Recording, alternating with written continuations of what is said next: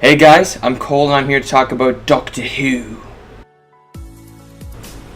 Alright, just before we start the review guys, I just want to quickly review the last 4, just quickly because I did not make a video or anything on those, so I'm going to quickly do them.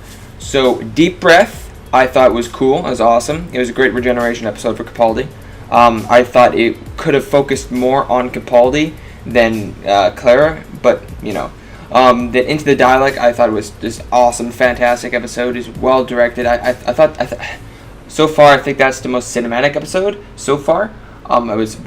Is my favorite up to that point, obviously. And then we had Robots of Sherwood, which was it was okay. It was a filler episode. It kind of felt like it was written for Matt Smith at times, which is kind of weird because it's probably a completely different doctor than Matt Smith.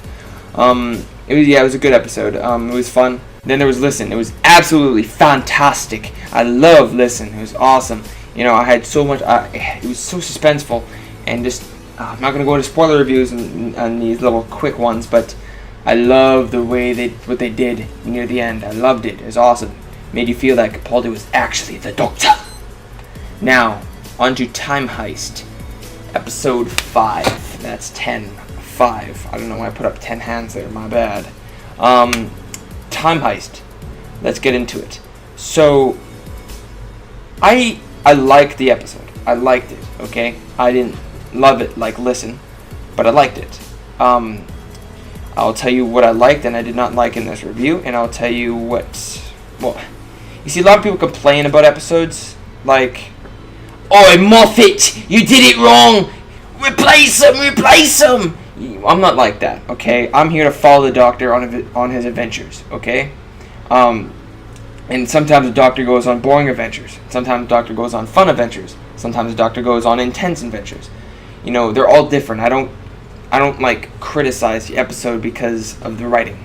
I just think it in my head as, hey, you know, this is an adventure that's not as interesting as the other adventures he's been on. Doesn't mean that every single adventure that he goes on is going to have to be super epic and just perfectly like made. You know, it's going to be like kind of classic. So this is where Time Heist comes into that. It really feels like an Ocean's 11 type of vibe, kind of mixed with Space Odyssey. That's what Capaldi said, and I gotta admit that's probably the right. Fuck, the hair is getting all over the place here. Come on, stay straight. But yeah, Time Heist is okay. It felt like it was a little rushed in some spaces. Like I can really tell. Like there's a scene when they went into this kind of like. There's a scene where they walked into a room and they were kind of trapped. They don't know where to go, and then you just cut out, and then it did like this weird transition to like the main villain, like the Missy looking person. And she was only there for 5 seconds, and she was like, "You need to find him." And then the transition just came back to the guy. It was kind of like that quick rush scene that it could have placed that somewhere else.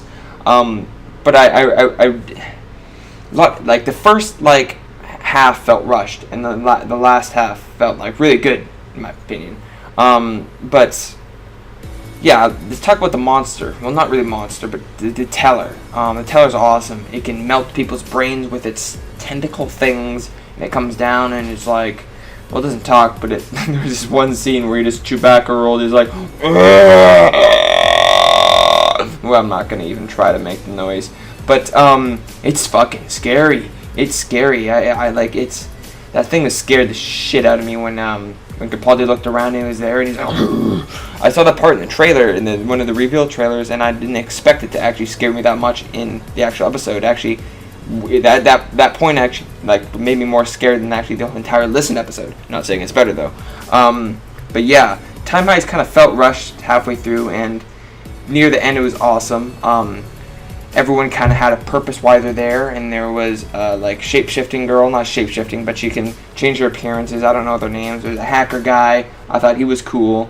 I didn't know why Clara every single time, like Robin Hood, and then that guy, she kind of flirted with him, but isn't she dating Danny Pink, or is she interested in Danny Pink? It's kind of like, it's just good that Danny Pink wasn't there, or she would be kind of, you know.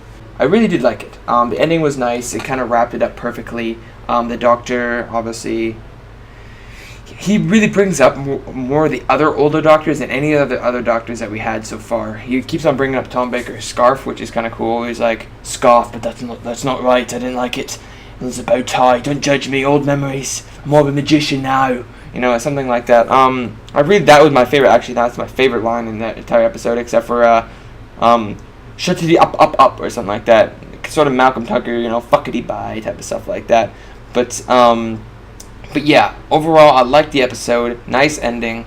I can't wait for next week's episode. It looks awesome. I love Earth, like modern day timed episodes. It's something about those I just like the most. But yeah, I think it's gonna be a great time next week. If I'm gonna have to rate it a 10 system, I'm probably rate it a 5. Actually, I'd probably rate it a 6. A 6 is good. I think. I kind of felt rushed at some points, and I kind of lost interest, like a couple parts. But yeah. If you guys want more reviews and stuff from this guy, just make sure to hit that subscribe button or wherever it is on the screen. Leave a comment because I love them. Likes are also great. Dislikes are not so great. But yeah, just subscribe because I'm gonna need it in the future. So that was my review for Doctor Who.